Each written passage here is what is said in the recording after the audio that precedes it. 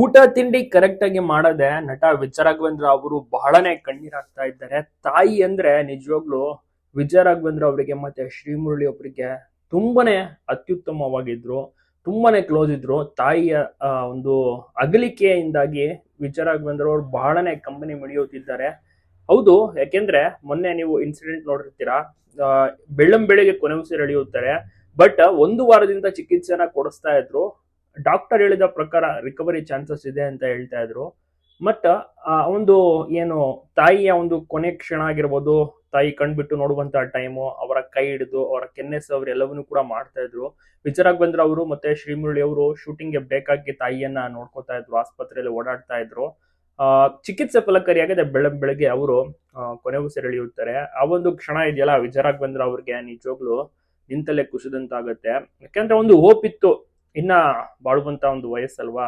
So ಒಂದು ನಿರೀಕ್ಷಣೆ ಇಟ್ಕೊಂಡಿದ್ರು, ಗುಣಮುಖರಾಗ್ತಾರೆ, ಮನೆಗೆ ನಾವು ಕರ್ಕೊಂಡು ಹೋಗ್ಬೋದು ಅಂತ. ಬಟ್ ಈ ರೀತಿ ಕರ್ಕೊಂಡು ಹೋಗುವಂತ ಒಂದು ಸ್ಥಿತಿ ನಿರ್ಮಾಣ ಆಯ್ತು. ಆದ್ರೆ ಡಾಕ್ಟರ್ ಹೇಳುವಂತ ಒಂದು ಪ್ರಕಾರ ಚಿಕಿತ್ಸೆ ಫಲಕಾರಿ ಆಗ್ಲಿಲ್ಲ ಅಂತ ಹೇಳ್ತಾರೆ. ನಂತರ ಇನ್ನೇನು ಮಾಡಕ್ ಆಗೋದಿಲ್ಲ ಅಂತ ಪಾರ್ಥಿವವನ್ನ ತಗೊಂಡ್ಬರ್ತಾರೆ ಮನೆಗೆ. ಆಗಾಗ್ಲೇ ಸಂಬಂಧಿಕರಿಗೆ ಎಲ್ರಿಗೂ ಕೂಡ ಗೊತ್ತಾಗಿರುತ್ತೆ. ಡಾಕ್ಟರ್ ರಾಜ್ಕುಮಾರ್ ಕುಟುಂಬದವರು, ಜಯಮ್ಮ ಅವರು ಮತ್ತೆ ಸಿನೇಗೌಡರು, ಅವರ ಕಂಪ್ಲೀಟ್ ಕುಟುಂಬ ಅಲ್ಲಿಗೆ ಹಾಜರಾಗ್ತಾರೆ.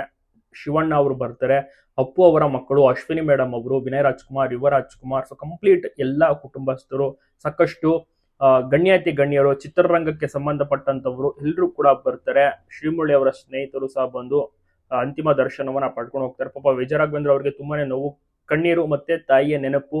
ಊಟ ತಿಂಡಿ ಸೇರ್ತಲ್ಲ, ಕಂಪ್ಲೀಟ್ ಮೌನ ಮನೆಯಲ್ಲಿ, ಸೂತಕ.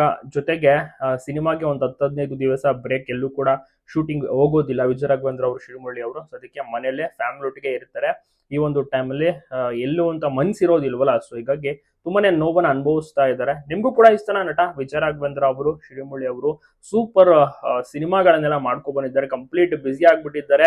ಬ್ಯಾಕ್ ಟು ಬ್ಯಾಕ್ ಸಿನಿಮಾಗಳು. ವಿಜಯ ರಾಘವೇಂದ್ರ ಅವರು ಸಹ ಶೂಟಿಂಗ್ ನಲ್ಲಿ ಭಾಗಿಯಾಗ್ತಾ ಇದ್ರು. ತಾಯಿಯ ಅನಾರೋಗ್ಯದಿಂದಾಗಿ ಬಹಳನೇ ಕುಗ್ಗಿದ್ದಾರೆ. ಅವ್ರಿಗೆ ಸ್ವಲ್ಪ ಕಾಲಾವಕಾಶಗಳು ಬೇಕು ಇದರಿಂದ ಎಲ್ಲದಕ್ಕೂ ಕೂಡ ಹೊರಗಡೆ ಬರಕ್ಕೆ. ಕೆಲವು ವರ್ಷಗಳ ಹಿಂದೆ ಪತ್ನಿ ಸ್ಪಂದನ ಅವ್ರನ್ನ ಕಳ್ಕೊಂಡ್ರು. ಆಗ್ಲೂ ಕೂಡ ತುಂಬಾನೇ ಡಿಪ್ರೆಷನ್ಗೆ ಹೋಗಿದ್ರು. ಈಗ ತಾಯಿಯನ್ನ ಕಳ್ಕೊಂಡಿದ್ದಾರೆ. ಒಂದು ನೆನಪಂತೂ ಮರೆಯಕ್ ಆಗೋದಿಲ್ಲ. ಸ್ವಲ್ಪ ತಿಂಗಳೇ ಬೇಕಾಗುತ್ತೆ ಇದನ್ನೆಲ್ಲವೂ ಕೂಡ ಸ್ವಲ್ಪ ಮಟ್ಟಿಗೆ ಸರಿ ಹೋಗೋದಕ್ಕೆ.